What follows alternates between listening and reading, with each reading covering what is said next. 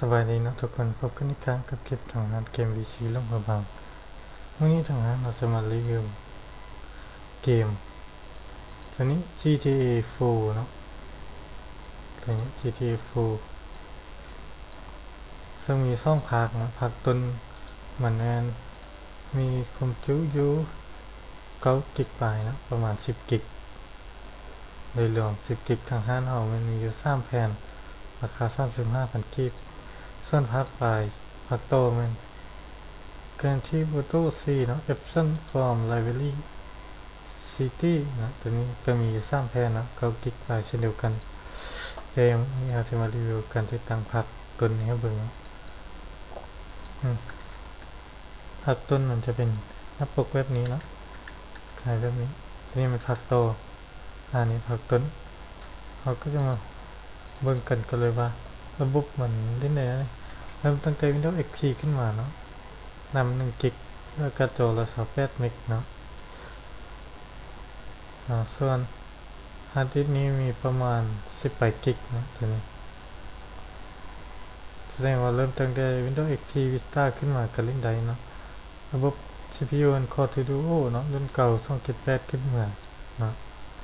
ส่วนการ์ดจอนี้ก็มีหลายรุ่นเลยเนาะมีให้เลือกระดับ HD 3760วะสำหรับคายแดงเนาะยินดีๆแล้ว Nvidia นี่มันเป็น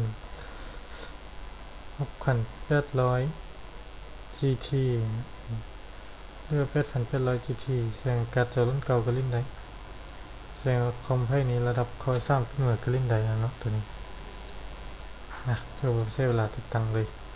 คลิกเซตอัพนี่เนาะจากทุกคนซื้อไปให้ลดไฟล์อย่างมืดนี้ไปไว้ลดจากแผ่นไปไว้ในโฟลเดอร์ได้1ในเครื่องแล้วทำการคลิกที่เซตอัพนี้เนาะ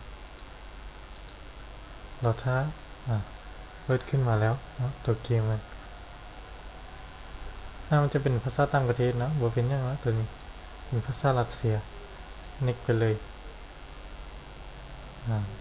ตัวนี้เขาก็เน็กไปเลยนะ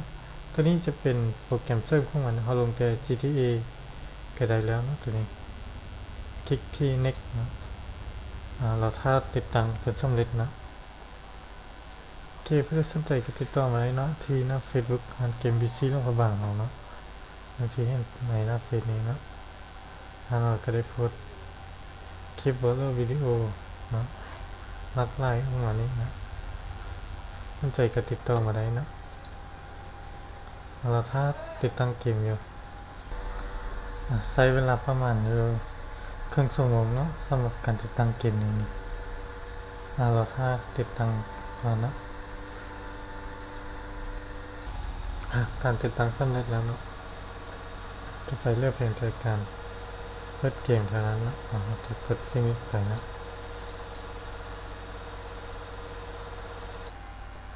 เข้าไปที่คอมพิวเตอร์3486โซฟ GTA 4แล้วคลิกตัวเซ็น GTA 4ใส่หน้าจอถ้าเป็นการนี้ก็เข้ามาลิ้นเปิดขึ้นมาลิ้นได้เลยนะ